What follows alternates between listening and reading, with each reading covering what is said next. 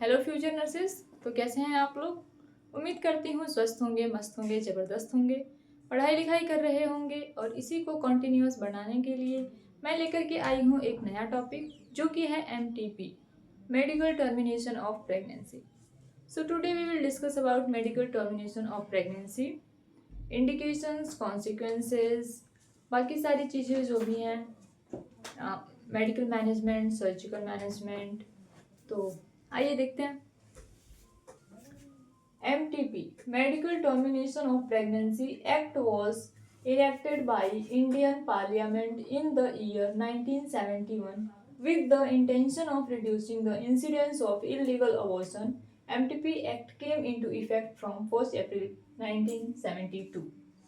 जो MTP Act है, medical termination of pregnancy, basically ये इंडियन पार्लियामेंट के द्वारा स्टार्ट किया गया था ताकि जो अनयूजुअल इलीगल अबॉर्शन है उसको कम किया जा सके और जो मदर है, मतलब कि जिस फीमेल का अबॉर्शन किया जा रहा है, उसके हेल्थ को बढ़ाने के लिए, उसकी हेल्थ फैसिलिटी को मेंटेन करने के लिए। क्योंकि उस टाइम पे, वैसे तो अभी भी कुछ चीज़ें हो रही हैं, बट उस टाइम पे जनरली ये होता था कि लोग क्या करते थे, सेक्स डिटर्मिनेशन करवा लेते थे। After the sex determination they got abortion just because of female child.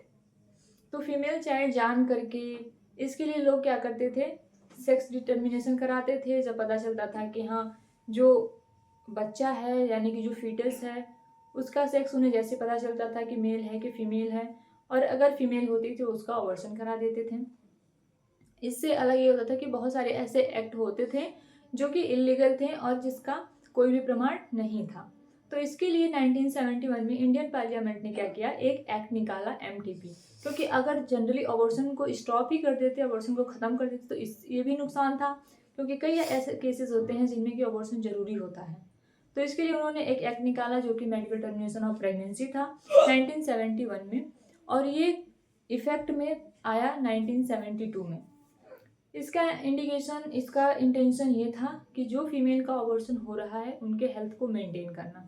क्योंकि इससे पहले जो अबॉर्शन होता था विदाउट एक्ट, उस टाइम पे क्या होता था कि वो किसी भी ऐसे इंस्टीट्यूशन में, किसी भी ऐसे क्लिनिक पर जाकर के अबॉर्शन करा लेते थे या फिर कोई भी मेडिकेशन खा लेते थे। तो इसके लिए जो अबॉर्शन था उसको एक एक्ट के द्वारा इनिशिएट किया गया कि, और ये जो एक्ट था इसके अपने अलग इंडिकेशंस थे, इसके अपने अलग गाइडलाइंस थी, और ये कौन परफॉर्म करेगा, कहाँ पे परफॉर्म किया जाएगा, ऐसी कौन सी कंडीशंस हैं जिसमें कि MTP एक्ट कराया जा सकता है, मतलब कि मेडिकली अबॉर्ट कराया जा सकता है। और ये सब कुछ हो रहा था under the state medical faculty, या फिर बोल सकते हो under the state health worker. देखते हैं क्या है कि उन्होंने जो 5 से 7 पॉइंट दिए थे कि अगर ये इंडिकेशन होगा तभी अबॉर्शन होगा, तो इसके लिए ये जो अबॉर्शन था वो लीगल हो चुका था। अब लीगल अबॉर्शन है तो इसको कौन परफॉर्म करेगा ये भी देखते हैं। So termination can be performed by medical practitioner by the act. जो एक्ट था उसके थ्रू अगर देखा जाए तो जो मेडिकल टर्मिनेशन हो रहा है, जो अबॉर्शन हो रहा है, वो एक मेडिकल प्रैक्टिशनर ही वो परफॉर्म कर सकता है, जो कि एक्ट के अंडर में होगा। नेक्स्ट है termination is done at the place approved under the act.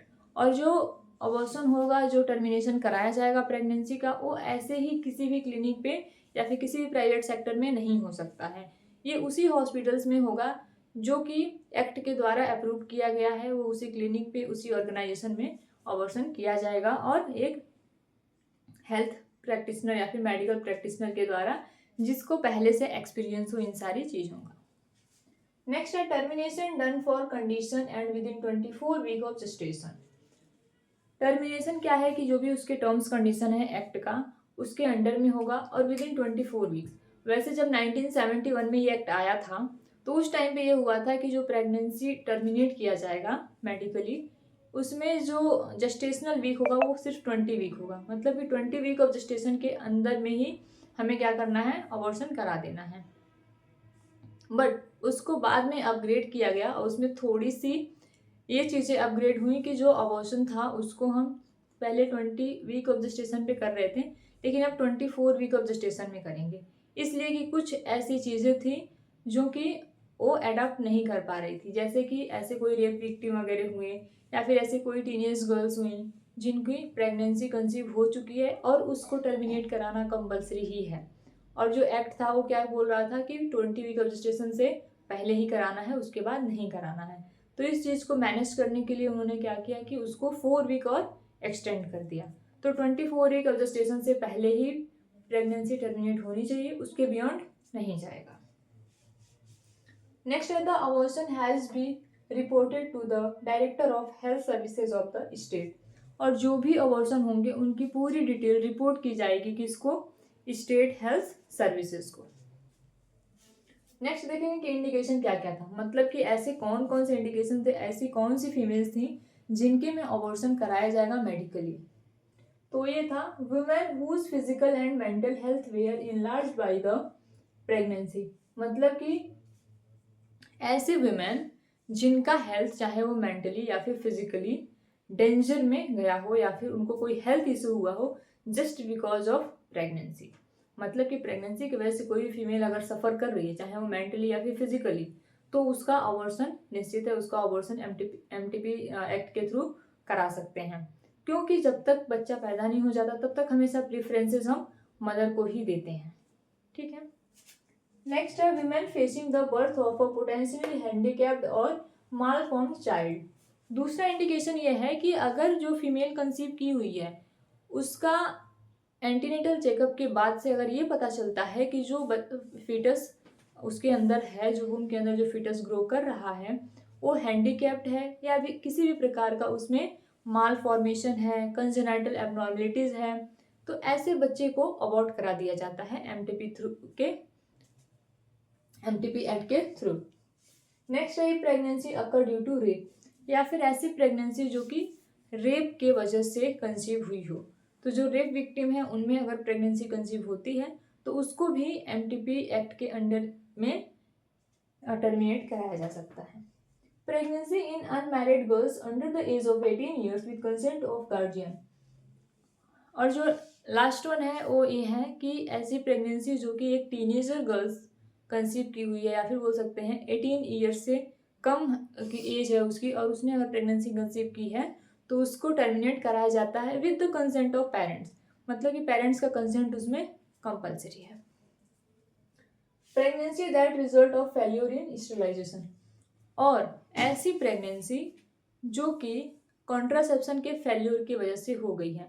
मतलब कि after the use of contraception she is conceived. इसलिए अगर कोई फीमेल है जो कि कॉन्ट्रासेप्शन का यूज़ कर रही थी, उसको स्टरलाइजेशन किया गया था, इसके बावजूद अगर कोई भी प्रेगनेंसी कंसीव होती है तो उसको टर्मिनेट कराया जा सकता है। ठीक है, तो ये तो हमने देख लिया कि एमटीपी एक्ट क्या है, कब आया था, वो लीगल अबॉर्शन जो है उसको कौन परफॉर्म करेगा, कहाँ पे परफॉर्म किया जाएगा, कौन कौन से इंडिकेशंस हैं जिसमें कि एमटीपी एक्ट कंसीडर हो सकता है। अब देखेंगे कि उसको टर्मिनेट कैसे किया जाएगा, मेडिकली भी है और सर्जिकली भी है, तो हम देखते हैं। सबसे पहले है first trimester, methods of termination. Methods of termination में सेमेस्टर वाइज या फिर बोल सकते हो ट्राइमेस्टर वाइज उसको टर्मिनेट करेंगे। तो जो फर्स्ट ट्राइमेस्टर होता है वो होता है from the conception to 12 week of gestation. मतलब कि ये जो 12 वीक ऑफ जेस्टेशन होता है प्रेगनेंसी को, इसको फर्स्ट ट्राइमेस्टर बोलते हैं। तो अगर इस बीच में कोई भी प्रेगनेंसी है जिसको टर्मिनेट करना है तो उसमें सबसे पहले आता है मेडिकली में हम उसको मेफिप्रिस्टोन देते हैं। मेफिप्रिस्टोन ऐसा ड्रग है जो कि प्रोजेस्टेरॉन के सिक्रीशन को ब्लॉक कर देता है। और हम सबको पता है कि प्रेगनेंसी को कंसीव करने के लिए या फिर प्रेगनेंसी को कॉन्टिन्यूस बनाए रखने के लिए प्रोजेस्टेरॉन हार्मोन बहुत ही ज़्यादा कंपलसरी है। तो उस हार्मोन को ही ये ब्लॉक करता है, जिसकी वजह से जो प्रोजेस्टेरॉन हार्मोन है वो सिक्रीट नहीं होता, उसका एक्ट ब्लॉक हो जाता है, जिसकी वजह से जो भी अबॉर्शन है वो इंड्यूस हो जाता है। इसमें सर्जिकल हम क्या करेंगे, मतलब कि फर्स्ट ट्राइमेस्टर में अगर मेडिकली करना हो तब तो हम मेफिप्रिस्टोन दे सकते हैं, मेफिप्रिस्टोन देंगे। इसके साथ साथ और मिजोप्रोस्टोल वगैरह है तो उसकी कंबाइंड मेडिकेशन हम प्रोवाइड करते हैं जो कि 200 mg में देते हैं। नेक्स्ट है सर्जिकल। लेकिन इस बात का ध्यान रखना है कि ये सारी मेडिकेशंस कभी भी विदाउट प्रिस्क्रिप्शन नहीं दी जाती हैं। और अगर इसमें सर्जरी की ज़रूरत पड़े तो हम सर्जिकल अगर मेथड देखें तो उसमें है वैक्यूम एस्पिरेशन या फिर dilatation and evacuation. Vacuum aspiration मतलब ये होता है, इसमें एक मैनुअली वैक्यूम एस्पिरेशन होता है, मतलब कि एक सिरिंज होता है जो कि इंसर्ट करते हैं through the vagina in uterus, और जो भी कंसेप्चुअल प्रोडक्ट होता है, जो भी कंसेप्शन होता है, उस सारे कंसेप्शन को हम एस्पिरेट करके बाहर निकाल देते हैं। दूसरा है डायलेटेशन एंड इवैक्यूएशन। पहले हम सर्विक्स को डायलेट करते हैं, उसके बाद से जो भी प्रोडक्ट उसमें होता है थ्रू द इंस्ट्रूमेंट उसको क्या करते हैं, इवैक्यूएट कर देते हैं, मतलब कि उसको बाहर निकाल देते हैं। ये था हमारा फर्स्ट ट्राइमेस्टर। अगर सेकेंड ट्राइमेस्टर का जो प्रेगनेंसी है उसको अवॉइड करना हो तो उसमें क्या करेंगे, तो जो सेकेंड ट्राइमेस्टर होता है, सेकेंड ट्राइमेस्टर का ड्यूरेशन होता है from the 13th week of gestation to 28th week of gestation, मतलब कि 13 से लेकर के और 28 वीक के बीच की जो प्रेगनेंसी है, इस ड्यूरेशन को हम बोलते हैं सेकेंड ट्राइमेस्टर। अब सेकेंड ट्राइमेस्टर की जो प्रेगनेंसी है उसको हम मेडिकली कैसे करेंगे और सर्जिकली कैसे करेंगे। तो मेडिकल हम देते हैं मीजोप्रोस्टोल। मीजोप्रोस्टोल ऐसा ड्रग है जो कि सर्वाइकल राइपनिंग के लिए माना जाता है, मतलब कि जो सर्विक्स है, जो सर्विक्स है, जो यूट्रस है, उसको मैच्योर कर देता है, और अगर उसको मैच्योर करेगा तो वो डायलेट होगा और जो भी कंसेप्शन का प्रोडक्ट है वो सब कुछ बाहर आ जाएगा थ्रू द वेजाइना। नेक्स्ट है सर्जिकल, मतलब कि सेकेंड ट्राइमेस्टर में अगर सर्जरी की जरूरत पड़ी तो सर्जरी के थ्रू हम अबॉर्शन कैसे करेंगे या फिर टर्मिनेशन कैसे करेंगे। तो उसमें है डायलेटेशन एंड इवैक्यूएशन 13 से 14 वीक तक।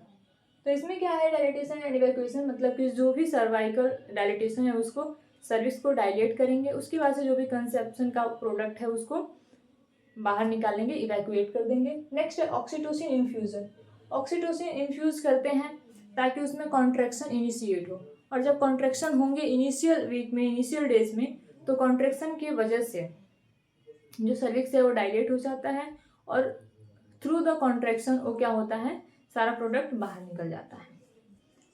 लास्ट वन है हिस्टेक्टमी। हिस्टेक्टमी जनरली नहीं कर सकते, नहीं किया जाता है, बट जो 24 वीक ऑफ जेस्टेशन, मतलब कि इस टाइम एमटीपी एक्ट ने जो 24 वीक जो जेस्टेशन का बढ़ा दिया, मतलब कि पहले 20 वीक ऑफ जेस्टेशन पे अबॉर्शन करा रहे थे, अब 24 वीक ऑफ जेस्टेशन हो गया है।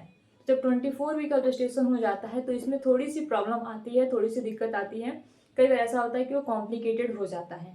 तो अगर यहाँ पे फीमेल के मतलब कि जो मदर है, वुड बी मदर है, उसके हेल्थ को कोई भी इशू होता है या फिर ऐसी कोई सिचुएशन आती है कि कुछ प्रोडक्ट रह गया है कंसेप्शन का पार्शियली, तो उसको हम क्या करते हैं, उसको अगर निकल नहीं पाता है या फिर ऐसा बोल सकते हैं कि इन्फेक्शन फैल जाता है, सेप्सिस हो जाता है, तो इन सारे केसेस में हमें हिस्टेक्टमी करनी पड़ती है। हिस्टेक्टमी मतलब होता है कि रिमूवल ऑफ यूट्रस, मतलब पूरा यूट्रस को हम सर्जरी के थ्रू रिमूव कर देते हैं। बट इस बात का भी ध्यान रखना चाहिए कि जब हिस्टेक्टमी हो जाती है उसके बाद से वो फीमेल कभी भी कंसीव नहीं कर सकती है। तो यह है हमारा एमटीपी एक्ट। आई होप आप लोगों को समझ में आया होगा और आपको इससे हेल्प मिलेगी। आज हमने पढ़ा एमटीपी एक्ट जो कि 1971 में स्टार्ट किया गया था। ये इसलिए स्टार्ट किया गया था, इसका इंटेंशन ये था कि जो भी मैटरनिटी मोर्टेलिटी रेट है उसको कम किया जा सके, जो अबॉर्शन का रेट है उसको कम किया जा सके। 1971 में आया था, बट 1972 में ये स्टार्ट हुआ था, काम में आना शुरू हुआ था। उसके बाद से जो लीगल अबॉर्शन था उसके कुछ कुछ कंडीशंस थे, जो कि ये था कि जो मेडिकल प्रैक्टिशनर है वही इसको अवॉर्ड करेगा।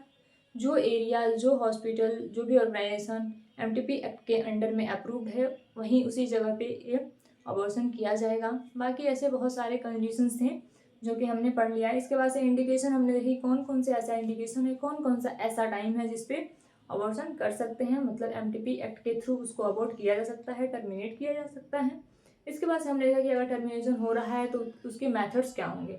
मेथड्स हमारा दो ही है, एक फर्स्ट ट्राइमेस्टर में करते हैं, एक सेकेंड ट्राइमेस्टर में करते हैं, जिसका एक मेडिकली है और एक सर्जिकली है। आज के लिए बस इतना ही। All the very best, thank you.